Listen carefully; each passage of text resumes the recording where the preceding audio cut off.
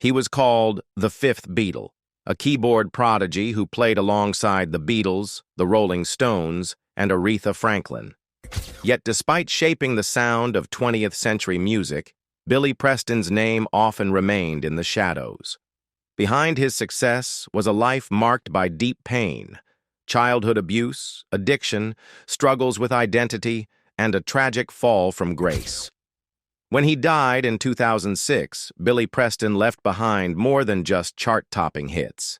He left behind an abandoned home, a modest $1 million estate, and a legacy that was nearly lost, until the Rock and Roll Hall of Fame finally gave him the honor he deserved in 2021. In today's video, we take you inside the haunting remains of Billy Preston's life, from his abandoned house to the truth behind his final days. What really happened to this musical icon? And why did it take so long for the world to recognize his genius? Let's find out.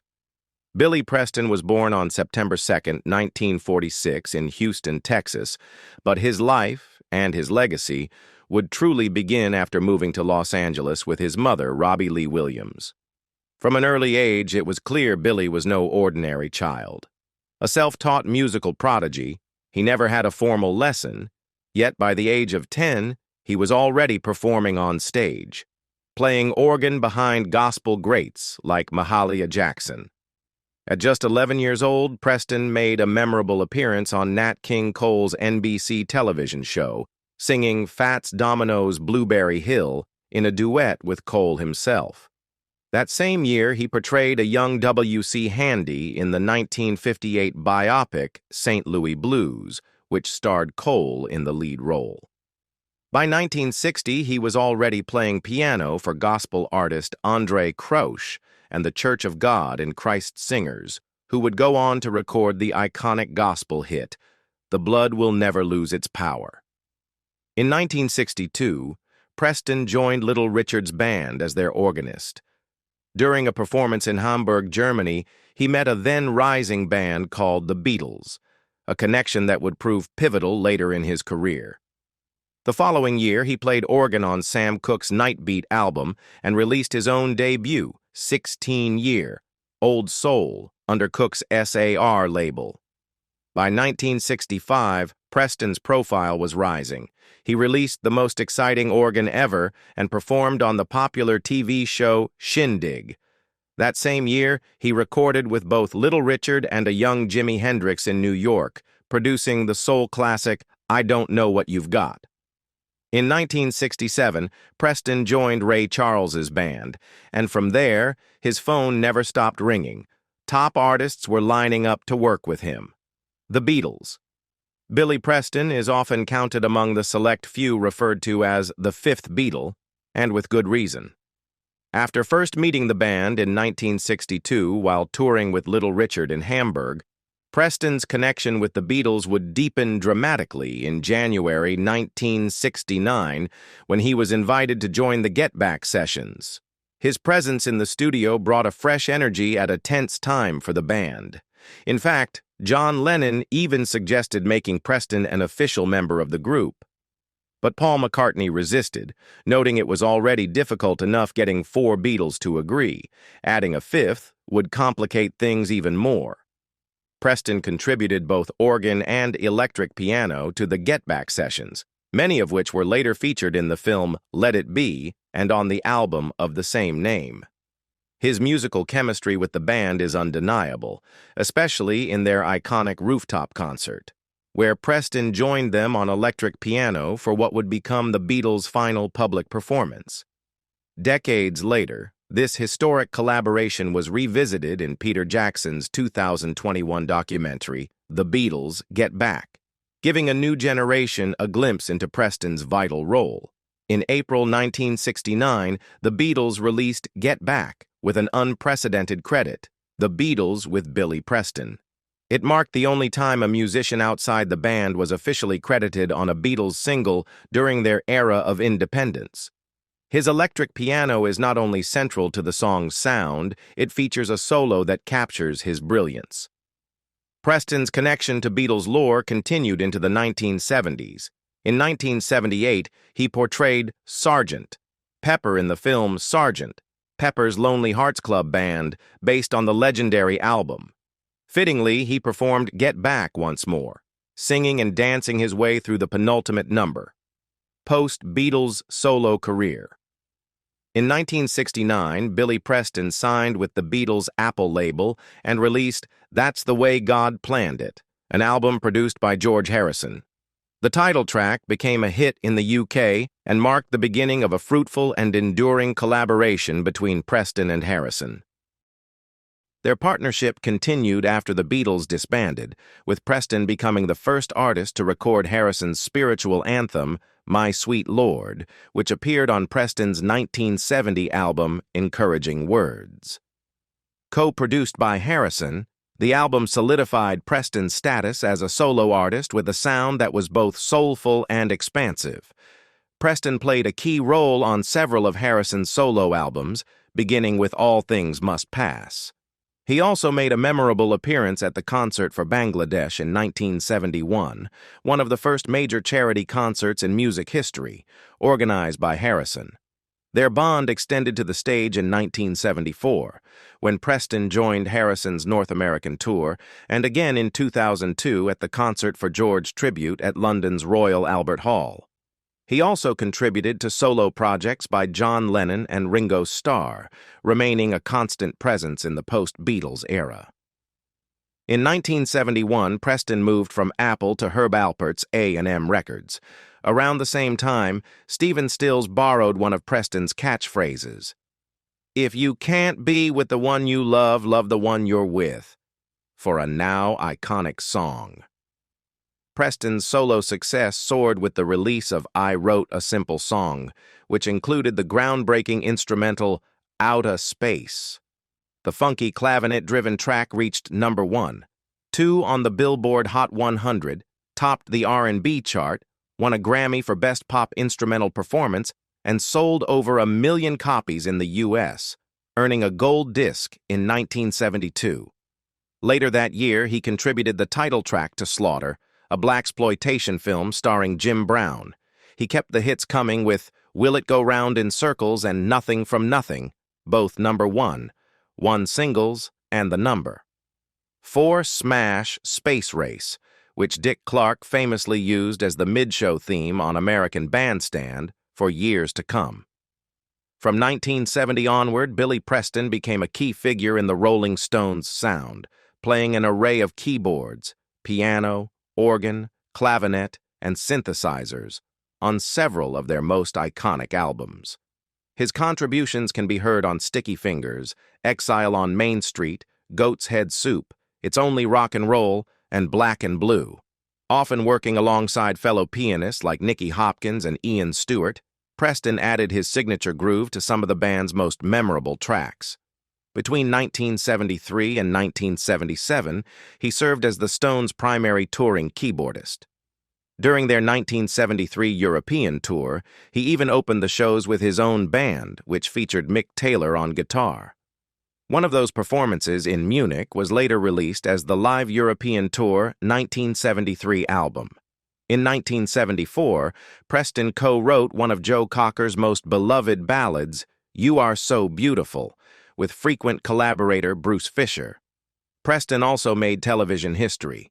On October 11, 1975, he was the very first musical guest on the premiere episode of Saturday Night Live. That same year, the Stones released Melody on Black and Blue, a track based on Preston's earlier song, Do You Love Me? Though the Stones occasionally performed some of his songs in their live sets, tensions, primarily over finances, led to their split in 1977.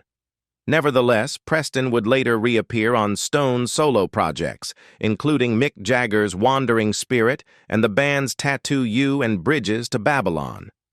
After his time with A&M Records, Preston signed with Motown in the late 70s. In 1979, he scored a hit with the duet With You I'm Born Again, performed with Sarita Wright, which climbed to number 1, 4 on the U.S. charts. But the 1980s proved difficult. Preston's career lost steam as he struggled with cocaine and alcohol addiction. After leaving Motown in 1984, he turned to session work, lending his skills to recordings by Luther Vandross, including the organ solo on Till My Baby Comes Home, as well as Whitney Houston and Patti LaBelle. He also served as musical director for Nightlife, a late-night talk show hosted by David Brenner, which aired for one season from 1986 to 1987. Despite his personal battles, Preston remained active in music, touring with Eric Clapton and Ringo Starr, recording with Gary Walker, and working with a wide array of artists. In 1991, Preston was invited to join the band following the death of their pianist, Stan Celeste. He toured with them briefly, but legal troubles stemming from drug and sexual assault charges that same year brought the collaboration to an abrupt end. Billy Preston's history of sexual abuse. In 1991, legendary keyboardist Billy Preston encountered serious legal issues when he was arrested following troubling allegations involving a minor. According to reports at the time, the young individual, whose identity was not made public, claimed that Preston invited him to his Malibu residence and exposed him to inappropriate material. Allegations also included the offer of illicit substances. The Los Angeles Times reported that the then 45-year-old Preston was taken into custody on suspicion of multiple charges, including inappropriate conduct with a minor and substance-related offenses. After submitting to a drug test, Preston pleaded guilty to possession and was officially charged in connection with the incident. However, the more serious allegations involving the minor were ultimately not pursued in court. Although Preston's close friends, including Rolling Stones guitarist Keith Richards, were aware of his sexual orientation, the musician never publicly addressed it during his lifetime. Richards later confirmed Preston's orientation in his 2010 memoir, Life, published posthumously. That same year, Preston's longtime manager, Joyce Moore, opened up about difficult aspects of his childhood. She revealed that while touring as a young performer with the production of Amos and Andy, Preston had privately shared that he was mistreated by an adult member of the troupe. Tragically, when he confided in his mother, his concerns weren't believed, and the mistreatment reportedly continued. There have also been unverified claims that another trusted adult figure may have taken advantage of him during his youth. Like Freddie Mercury, Billy Preston once shared a deep and meaningful connection with a woman he truly cared for, Kathy Silva. The two were reportedly planning to marry, but their relationship came to a heartbreaking end when Preston discovered Silva in a compromising situation with fellow musician Sly Stone. Adding emotional weight to the moment was Preston's involvement in Stone's album, There's a Riot Going On. According to Preston's manager, Joyce Moore, the emotional fallout led him to retreat even further into substance use. Using drugs was the only way he could cope, she explained, and after that, he couldn't bring himself to pursue romantic relationships with women again. Preston's half-sister, Letty Preston, also reflected on the lasting impact of his early life trauma. The shadows of what he went through as a child never really left him, she said. He would often wake up crying from nightmares. Drugs became his escape. While Preston's painful past offers insight into his internal battles, it does not excuse the troubling behavior that later emerged. In January 1992, the Los Angeles Times reported that Preston faced new charges stemming from an encounter with an adult male, in an incident that showed concerning similarities to the one from the previous year. The judge raised Preston's bail from $10,000 to $25,000 after allegations surfaced that Preston had acted inappropriately toward the man whom he had offered help to under seemingly good intentions. Preston eventually entered a plea of no contest to the charges and was sentenced to 9 months in a drug rehabilitation program, followed by 3 months of house arrest. Though his solo career never regained momentum, Preston did find new professional opportunities touring with Eric Clapton and Ringo Starr. He passed away in 2006 at the age of 59.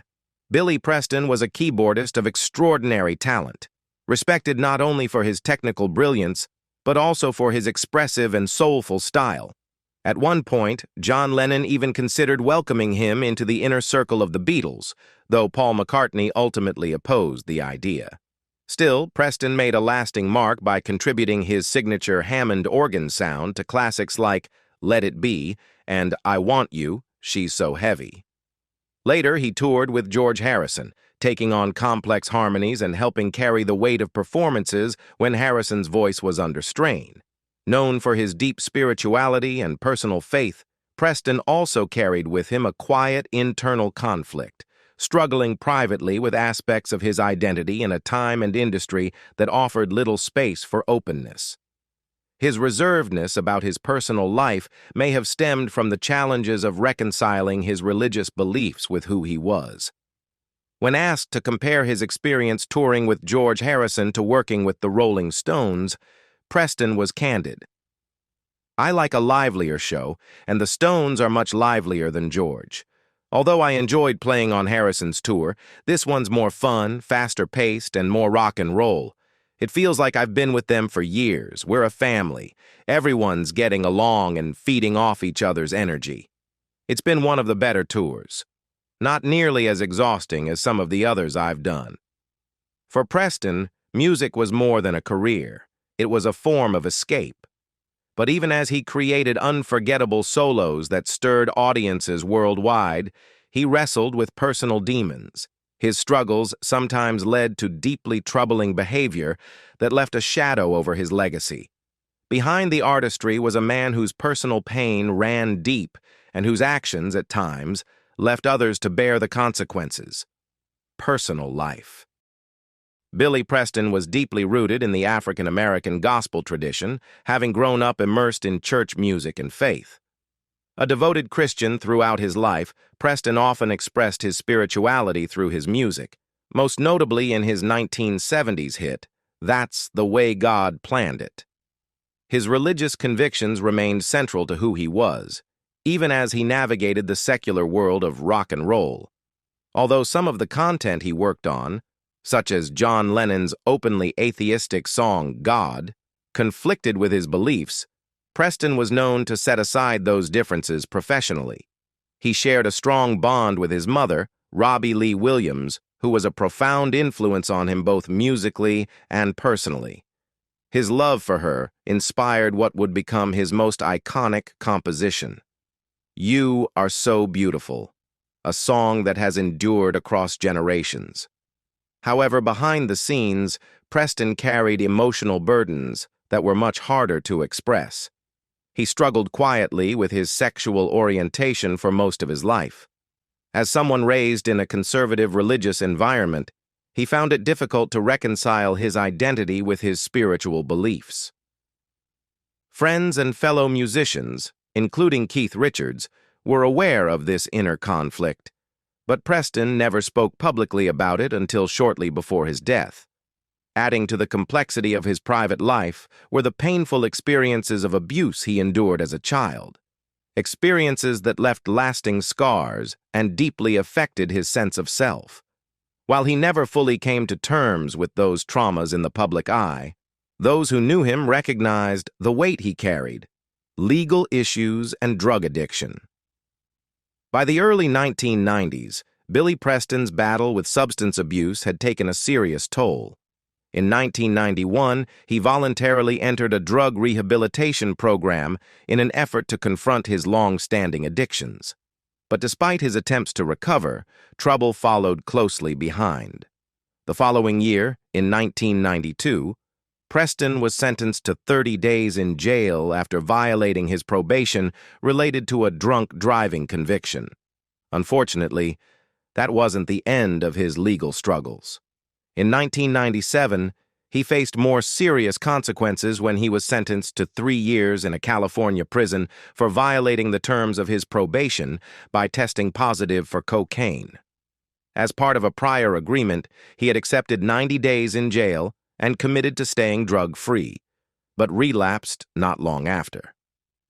While serving time in 1998, Preston was indicted in a $1 million insurance fraud case after it was discovered that he had intentionally set fire to his own Los Angeles home. He later pleaded guilty and agreed to testify against others involved in the scheme. The plea deal required him to pay $60,000 in restitution and serve 1 year in jail and 5 years on probation. Those penalties were to be served concurrently with his drug sentence. Despite the legal and personal challenges, Preston found a way to stay connected to music during his incarceration. At Avenel State Prison, he led a choir and regularly performed at church services. He served 18 months of his 4-year sentence and, by most accounts, emerged determined to stay clean. Death. In his later years, Billy Preston's health began to decline due to complications from long-standing hypertension, which eventually led to kidney disease. In 2002, he underwent a kidney transplant in hopes of turning his health around. But unfortunately, his condition continued to worsen. Determined to heal, Preston voluntarily checked into a drug rehabilitation clinic in Malibu, California. While there, he developed pericarditis, an inflammation around the heart, which led to respiratory failure. On November 21, 2005, he fell into a coma and never regained consciousness. Billy Preston passed away on June 6, 2006, in Scottsdale, Arizona, at the age of 59. His funeral was held on June 21, 2006, and reflected the extraordinary musical legacy he left behind. The nearly 3-hour service featured heartfelt tributes and powerful performances. Joe Cocker, a longtime friend and collaborator, sang in his honor. Little Richard delivered a moving speech, and a brass band played a soulful rendition of Amazing Grace. The service also included performances by gospel icon Mary Clayton and Ollie Woodson, lead vocalist of The Temptations, while a gospel choir filled the room with music throughout. Letters from Paul McCartney, the Rolling Stones, Eric Clapton, and other legendary artists who had worked with Preston were read aloud, offering emotional tributes to the man they all respected and admired. Billy Preston was laid to rest at Inglewood Park Cemetery in Inglewood, California, a final resting place for a musician whose talent and impact reached far beyond any one stage or song. What was Billy Preston's net worth? At the time of his passing in 2006, Billy Preston's net worth was estimated at approximately $1 million, a modest figure considering his extensive contributions to the music industry. Throughout his career, Preston collaborated with legendary artists such as the Beatles, the Rolling Stones, and Ray Charles, and achieved solo success with hits like Outta Space, Will It Go Round in Circles, and Nothing from Nothing. These accomplishments brought him significant earnings, particularly during the 1970s. Despite these successes, Preston's financial situation deteriorated over time due to a combination of factors. Legal issues, including a $1 million insurance fraud case and various other legal troubles, led to substantial legal fees and settlements. Additionally, his struggles with substance abuse resulted in costly rehabilitation programs and lost income opportunities. Health problems in his later years further compounded his financial difficulties, limiting his ability to perform and generate income. In 2015, a settlement in Preston's decade-long bankruptcy case revealed that nearly $2 million in royalties had been held in contention. While this sum was eventually distributed among various parties, it highlighted the complex financial and legal challenges that plagued Preston's estate. Inside Billy Preston's Topanga Canyon home. Billy Preston resided in a tranquil home nestled in Topanga Canyon, California, during the late 1970s. This residence, set amidst the serene landscapes of the canyon, offered a peaceful retreat from the bustling music scene. Photographs from November 1979 capture Preston in his Topanga Canyon home, reflecting a space that harmoniously blended comfort with his musical passion. The interiors showcased his affinity for music, featuring a grand piano and other instruments that were integral to his creative process. The home's design embraced the natural beauty of its surroundings, with large windows allowing ample sunlight and providing picturesque views of the canyon's lush greenery. The outdoor areas of the property were equally captivating. Preston was often seen enjoying the expansive grounds, which included spaces where he could relax and find inspiration. The property's secluded nature offered him the privacy he cherished, allowing him to focus on his music and personal well-being. Today, the status of Preston's Topanga Canyon home remains a subject of interest. While specific details about its current condition or ownership are not widely publicized, the residence stands as a testament to a significant period in Preston's life, a time when he produced some of his most memorable work. What do you think this house says about the life Billy Preston lived? Share your thoughts in the comments below, and don't forget to like this video and subscribe to our channel for more exclusive looks into the lives, homes, and legacies of music's most unforgettable stars.